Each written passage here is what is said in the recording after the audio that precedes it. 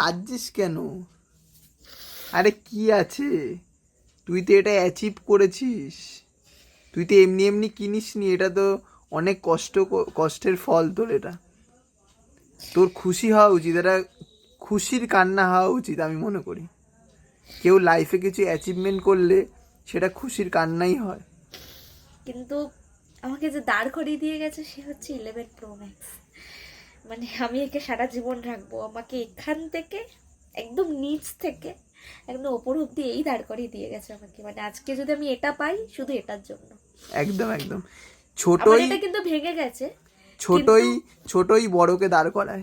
আমার এটা পুরো কভার কিন্তু অনেকটা ভেঙে গেছে, কিন্তু আমি তাও এটাকে ইউজ করতাম খুব বেশি, সবসময় এটাকে আমি ইউজ করতাম। জানি না।